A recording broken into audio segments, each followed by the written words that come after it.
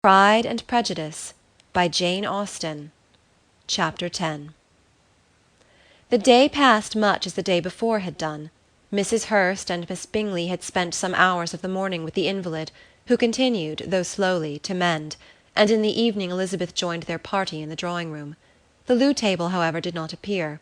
Mr. Darcy was writing, and Miss Bingley, seated near him, was watching the progress of his letter and repeatedly calling off his attention by messages to his sister. Mr. Hurst and Mr. Bingley were at piquet, and Mrs. Hurst was observing their game.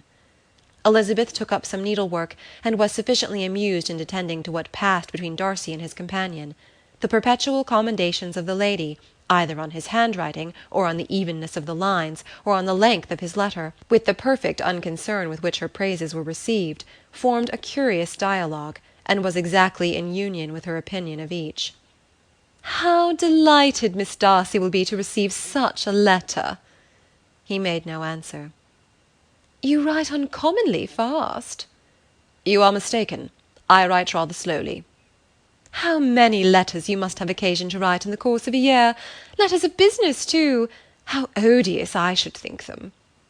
"It is fortunate, then, that they fall to my lot instead of yours." "Pray tell your sister that I long to see her." "I have already told her so once, by your desire." "I am afraid you do not like your pen. Let me mend it for you. I mend pens remarkably well." "Thank you, but I always mend my own." "How can you contrive to write so even?" He was silent. "Tell your sister I am delighted to hear of her improvement on the harp, and pray let her know that I am quite in raptures with her beautiful little design for a table, and I think it infinitely superior to Miss Grantley's." "Will you give me leave to defer your raptures till I write again? At present I have not room to do them justice." "Oh, it is of no consequence. I shall see her in January. But do you always write such charming long letters to her, Mr. Darcy?" "They are generally long, but whether always charming it is not for me to determine." "It is a rule with me that a person who can write a long letter with ease cannot write ill." "That will not do for a compliment to Darcy, Caroline," cried her brother, "because he does not write with ease. He studies too much for words of 4 syllables. Do not you, Darcy?" "My style of writing is very different from yours." "Oh!" cried Miss Bingley. "Charles writes in the most careless way imaginable. He leaves out half his words and blots the rest." "My ideas flow so rapidly that I have not time to express them, by which means my letters sometimes convey no ideas at all to my correspondents." "Your humility, Mr. Bingley," said Elizabeth, "must disarm reproof." "Nothing is more deceitful," said Darcy, "than the appearance of humility. It is often only carelessness of opinion, and sometimes an indirect boast." "And which of the two do you call my little recent piece of modesty?" "The indirect boast. For you really are proud of your defects in writing, because you consider them as proceeding from a rapidity of thought and carelessness of execution, which, if not estimable, you think at least highly interesting. The power of doing anything with quickness is always prized much by the possessor, and often without any attention to the imperfection of the performance. When you told Mrs. Bennet this morning that if you ever resolved upon quitting Netherfield you should be gone in 5 minutes, you meant it to be a sort of panegyric, of compliment to yourself. And yet what is there so very laudable in precipitance which must leave very necessary business undone, and can be of no real advantage to yourself or anybody else?" "Nay," cried Bingley, "this is too much, to remember at night all the foolish things that were said in the morning. And yet, upon my honour, I believe what I said of myself to be true, and I believe it at this moment. At least, therefore, I did not assume the character of needless precipitance merely to show off before the ladies." "I dare say you believed it, but I am by no means convinced that you would be gone with such celerity. Your conduct would be quite as dependent on chance as that of any man I know, and if, as you were mounting your horse, a friend were to say, 'Bingley, you had better stay till next week,' you would probably do it, you would probably not go, and at another word might stay a month." "You have only proved by this," cried Elizabeth, "that Mr. Bingley did not do justice to his own disposition. You have shown him off now much more than he did himself." "I am exceedingly gratified," said Bingley, "by your converting what my friend says into a compliment on the sweetness of my temper. But I am afraid that you are giving it a turn which that gentleman did by no means intend. for he would certainly think better of me, if under such a circumstance I were to give a flat denial and ride off as fast as I could." "Would Mr. Darcy then consider the rashness of your original intentions as atoned for by your obstinacy in adhering to it?" "Upon my word, I cannot exactly explain the matter. Darcy must speak for himself." "You expect me to account for opinions which you choose to call mine, but which I have never acknowledged.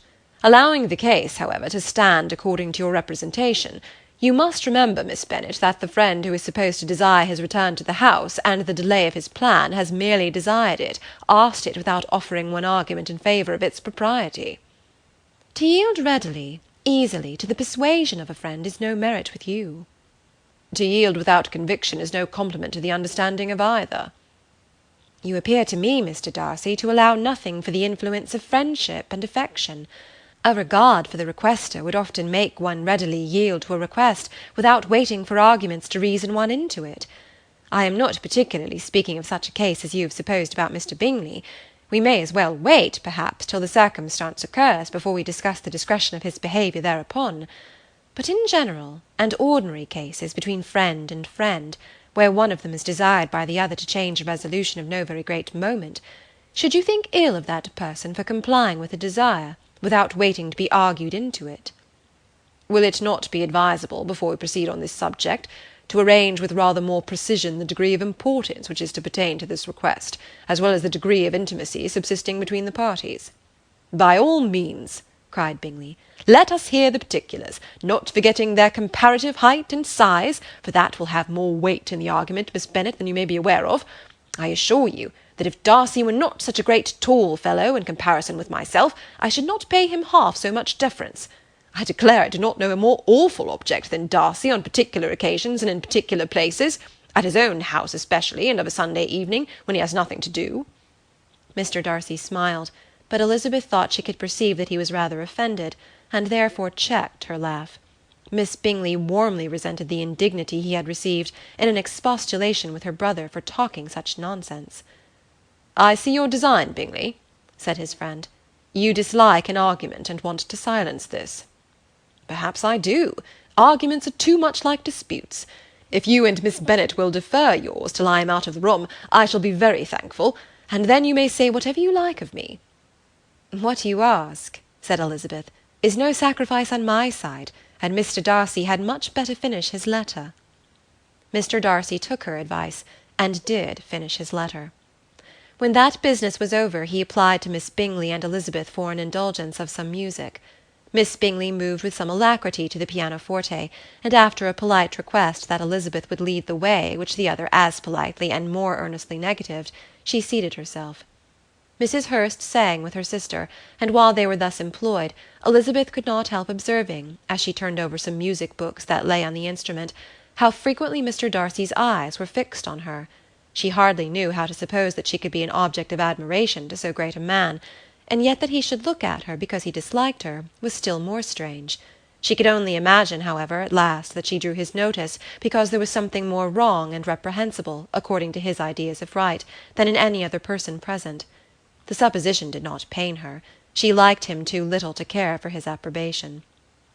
After playing some Italian songs, Miss Bingley varied the charm by a lively Scotch air, and soon afterward Mr. Darcy, drawing near Elizabeth, said to her, "Do not you feel a great inclination, Miss Bennet, to seize such an opportunity of dancing a reel?"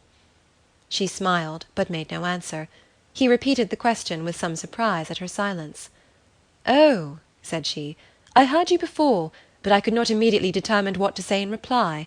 You wanted me, I know, to say yes, that you might have the pleasure of despising my taste. But I always delight in overthrowing those kind of schemes, and cheating a person of their premeditated contempt. I have therefore made up my mind to tell you that I do not want to dance a reel at all, and now despise me if you dare." "Indeed, I do not dare."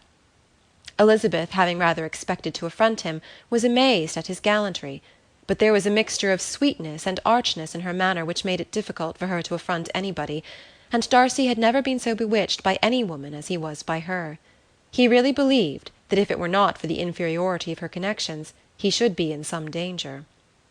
Miss Bingley saw, or suspected enough to be jealous, and her great anxiety for the recovery of her dear friend Jane received some assistance from her desire of getting rid of Elizabeth. She often tried to provoke Darcy into disliking her guest by talking of their supposed marriage, and planning his happiness in such an alliance. "I hope," said she, as they were walking together in the shrubbery the next day, "you will give your mother-in-law a few hints, when this desirable event takes place, as to the advantage of holding her tongue, and, if you can compass it, do cure the younger girls of running after officers. And, if I may mention so delicate a subject, endeavour to check that little something bordering on conceit and impertinence which your lady possesses." "Have you anything else to propose for my domestic felicity?" "Oh, yes. Do let the portraits of your uncle and aunt Phillips be placed in the gallery at Pemberley. Put them next to your great-uncle the judge. They are in the same profession, you know, only in different lines. As for your Elizabeth's picture, you must not have it taken, for what painter could do justice to those beautiful eyes?" "It would not be easy indeed to catch their expression, but their colour and shape, and the eyelashes, so remarkably fine, might be copied." At that moment they were met from another walk by Mrs. Hurst and Elizabeth herself. "I did not know that you intended to walk," said Miss Bingley, in some confusion, lest they had been overheard. "You used us abominably ill," answered Mrs. Hurst, "running away without telling us that you were coming out." Then, taking the disengaged arm of Mr. Darcy, she left Elizabeth to walk by herself. The path just admitted three. Mr. Darcy felt their rudeness, and immediately said, "This walk is not wide enough for our party. We had better go into the avenue." But Elizabeth, who had not the least inclination to remain with them, laughingly answered, "No, no, stay where you are. You are charmingly grouped, and appear to uncommon advantage. The picturesque would be spoilt by admitting a fourth. Good-bye."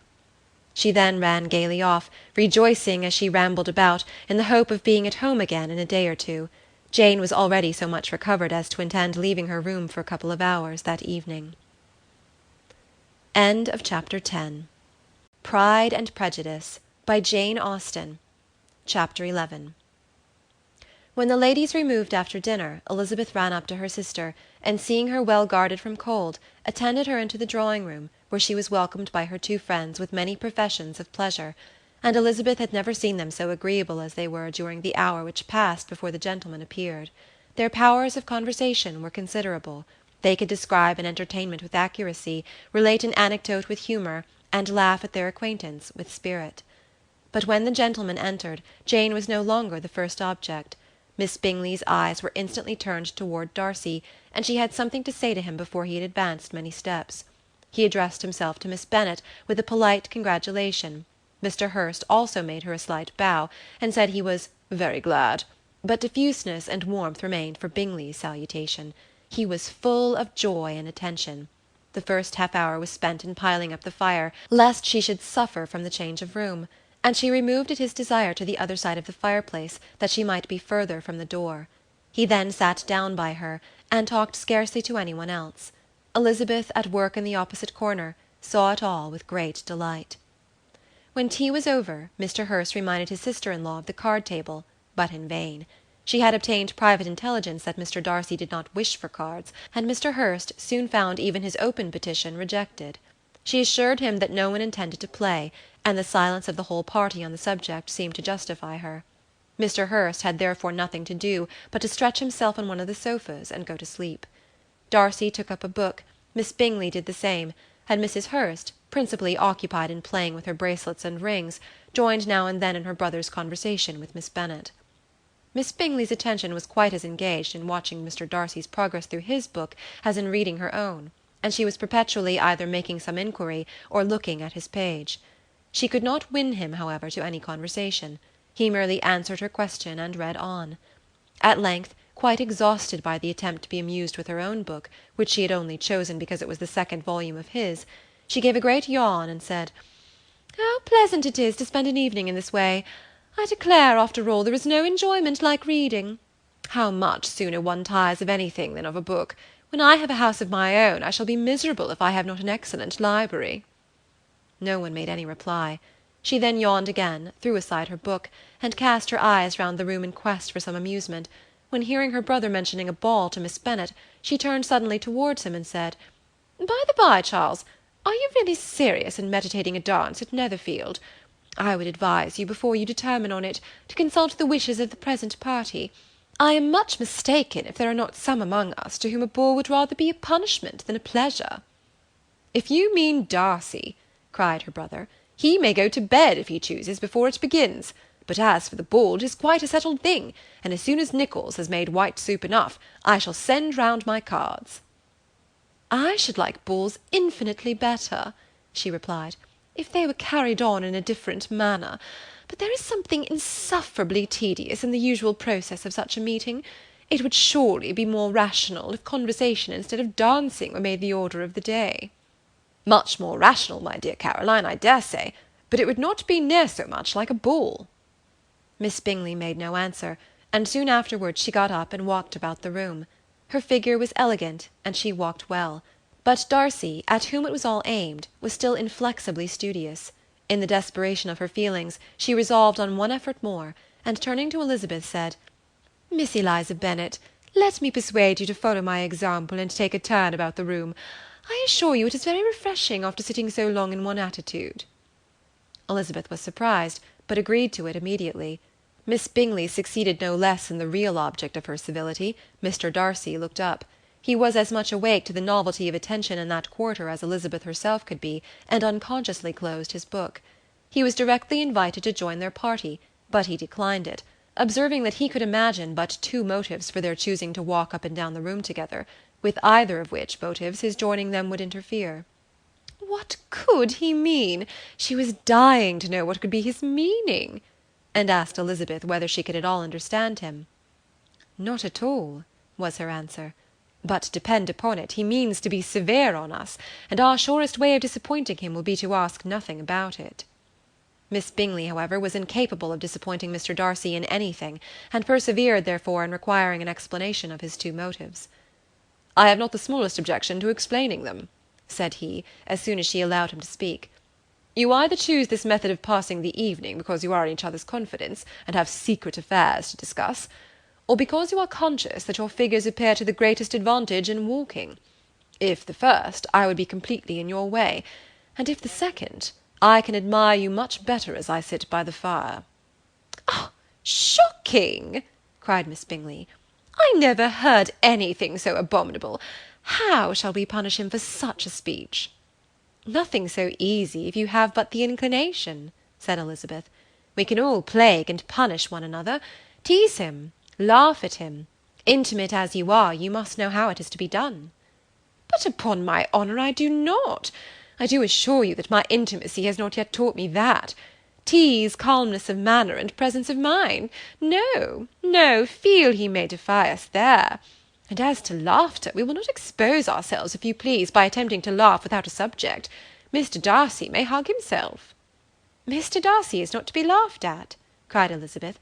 "That is an uncommon advantage, and uncommon, I hope, it will continue, for it would be a great loss to me to have many such acquaintances. I dearly love a laugh." "Miss Bingley," said he, "has given me more credit than can be.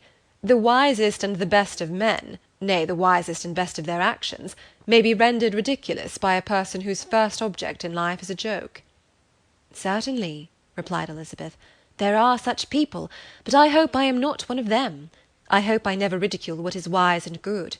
Follies and nonsense, whims and inconsistencies do divert me, I own, and I laugh at them whenever I can, but these, I suppose, are precisely what you are without." "Perhaps that is not possible for any one. But it has been the study of my life to avoid those weaknesses which often expose a strong understanding to ridicule." "Such as vanity and pride?" "Yes, vanity is a weakness indeed. But pride, where there is a real superiority of mind, pride will always be under good regulation." Elizabeth turned away to hide a smile. "Your examination of Mr. Darcy is over, I presume," said Miss Bingley. "And pray, what is the result?" "I am perfectly convinced by it that Mr. Darcy has no defect. He owns it himself without disguise." "No," said Darcy, "I have made no such pretension. I have faults enough, but they are not, I hope, of understanding. My temper I dare not vouch for. It is, I believe, too little yielding. certainly too little for the convenience of the world. I cannot forget the follies and vices of others so soon as I ought, nor their offences against myself. My feelings are not puffed about with every attempt to move them. My temper would perhaps be called resentful. My good opinion, once lost, is lost for ever." "That is a failing indeed," cried Elizabeth. "Implacable resentment is a shade in a character. But you have chosen your fault well. I really cannot laugh at it. You are safe from me." There is, I believe, in every disposition a tendency to some particular evil, a natural defect which not even the best education can overcome." "And your defect is to hate everybody." "And yours," he replied with a smile, "is wilfully to misunderstand them." "Do let us have a little music," cried Miss Bingley, tired of a conversation in which she had no share. "Louisa, you will not mind my waking Mr. Hurst?" Her sister had not the smallest objection, and the pianoforte was opened, and Darcy, after a few moments' recollection, was not sorry for it. He began to feel the danger of paying Elizabeth too much attention. Chapter 11. Pride and Prejudice, by Jane Austen. Chapter 12. In consequence of an agreement between the sisters, Elizabeth wrote the next morning to their mother to beg that the carriage might be sent for them in the course of the day; but Mrs. Bennet, who had calculated on her daughter's remaining at Netherfield till the following Tuesday, which would exactly finish Jane's week, could not bring herself to receive them with pleasure before. Her answer therefore was not propitious, at least not to Elizabeth's wishes, for she was impatient to get home. Mrs. Bennet sent them word that they could not possibly have the carriage before Tuesday, and in her postscript it was added that if Mr. Bingley and his sister pressed them to stay longer, she could spare them very well. Against staying longer, however, Elizabeth was positively resolved, nor did she much expect it would be asked, and fearful on the contrary as being considered as intruding themselves needlessly long, she urged Jane to borrow Mr. Bingley's carriage immediately, and at length it was settled that their original design of leaving Netherfield that morning should be mentioned, and the request made. The communication excited many professions of concern, and enough was said of wishing them to stay at least till the following day to work on Jane, and till the morrow their going was deferred. Miss Bingley was then sorry that she had proposed the delay, for her jealousy and dislike of one sister much exceeded her affection for the other. The master of the house heard with real sorrow that they were to go so soon, and repeatedly tried to persuade Miss Bennet that it would not be safe for her, that she was not enough recovered, but Jane was firm where she felt herself to be right. To Mr. Darcy it was a welcome intelligence. Elizabeth had been at Netherfield long enough. She attracted him more than he liked, and Miss Bingley was uncivil to her, and more teasing than usual to himself. He wisely resolved to be particularly careful that no sign of admiration should now escape him, nothing that could elevate her with the hope of influencing his felicity, sensible that if such an idea had been suggested, his behaviour during the last day must have material weight in confirming or crushing it. Steady to his purpose, he scarcely spoke 10 words to her through the whole of Saturday, and though they were at one time left by themselves for half an hour, he adhered most conscientiously to his book, and would not even look at her. On Sunday, after morning service, the separation, so agreeable to almost all, took place. Miss Bingley's civility to Elizabeth increased at last very rapidly, as well as her affection for Jane, and when they parted, after assuring the latter of the pleasure it would always give her to see her either at Longbourn or Netherfield, and embracing her most tenderly, she even shook hands with the former. Elizabeth took leave of the whole party in the liveliest of spirits. They were not welcomed home very cordially by their mother. Mrs. Bennet wondered at their coming, and thought them very wrong to give so much trouble, and was sure Jane would have caught cold again. But their father, though very laconic in his expressions of pleasure, was really glad to see them. He had felt their importance in the family circle. The evening conversation, when they were all assembled, had lost much of its animation, and almost all its sense, by the absence of Jane and Elizabeth. They found Mary as usual deep in the study of thorough base and human nature, and had some extracts to admire, and some new observations of threadbare morality to listen to. Catherine and Lydia had information for them of a different sort. Much had been done and much had been said in the regiment since the preceding Wednesday. Several of the officers had dined lately with their uncle, a private had been flogged, and it had actually been hinted that Colonel Forster was going to be married. Chapter 13.